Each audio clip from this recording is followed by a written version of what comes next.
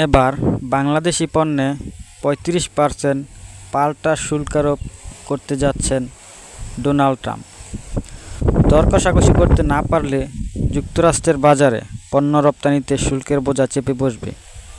৩ মাস আগের এমন শঙ্কাই সত্য হওয়ার পথে। বাংলাদেশি পণ্যের উপর ৩৫% পাল্টা শুল্ক আরোপের কথা জানিয়ে অন্তর্বর্তী সরকারের প্রধান উপদেষ্টা অধ্যাপক মোহাম্মদ ইউনূসকে চিঠি লিখেছেন যুক্তরাষ্ট্রের প্রেসিডেন্ট ডোনাল্ড ট্রাম্প।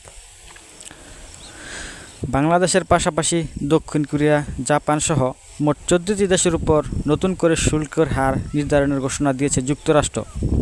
হোয়াইট হাউসের ৯০ দিনের শুল্ক বিরতির সময়সীমা শেষ হতে চলায় ট্রাম্প এই ঘোষণা দেন।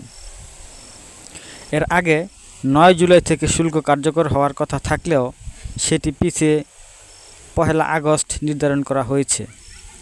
এই সময়ের মধ্যে যুক্তরাষ্ট্র প্রশাসনের সঙ্গে দর কষাকষি করতে পারলে শুল্ক হার কমতে পারে, অন্যথায় ঘোষিত হার কার্যকর হবে।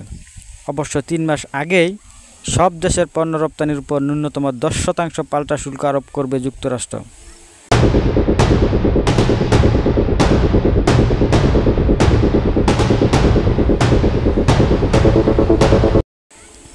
এরকম বলেছিলেন প্রেসিডেন্ট ডোনাল্ড ট্রাম্প।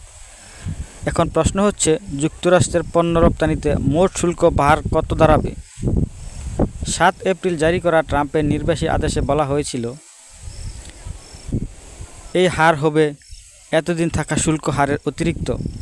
মানে হলো, এতদিন বাংলাদেশ সহ অন্যান্য দেশের পণ্য যে হারে শুল্ক দিয়ে যুক্তরাষ্ট্রে যেত, তার সঙ্গে যুক্ত হবে নতুন এই পাল্টা শুল্ক।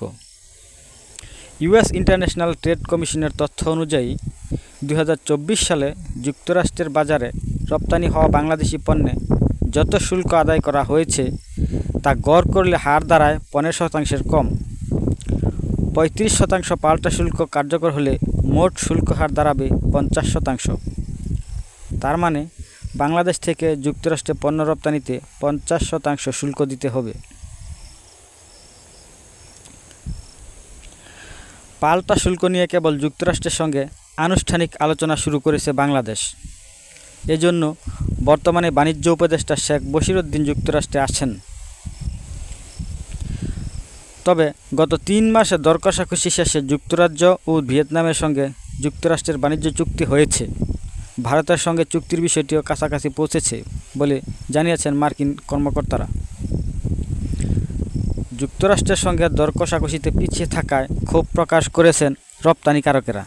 তারা বলছেন, বাড়তি ৩৫% শুল্ক কার্যকর হলে যুক্তরাষ্ট্রের মতো বড় বাজারে বাংলাদেশের তৈরি পোশাক রপ্তানিতে ধস নামতে পারে। অথচ বিষয়টি সর্বোচ্চ গুরুত্ব দিয়ে দ্রুত আলোচনা শুরু করেনি। ৩ মাস যখন শেষ হতে যাচ্ছে, তখন তারা কেবল আনুষ্ঠানিক বৈঠকে বসছেন। এই পাল্টা শুল্কের কারণে ইউরোপীয় ইউনিয়নের বাজারেও নেতিবাচক প্রভাব পড়তে পারে বলে বিশ্লেষকেরা মনে করছেন। বাংলাদেশের পণ্য রপ্তানির এক বড় বাজার হচ্ছে মার্কিন যুক্তরাষ্ট্র। গত এপ্রিলে বাংলাদেশি পণ্যের উপর ৩৫% শুল্ক আরোপ করে যুক্তরাষ্ট্র।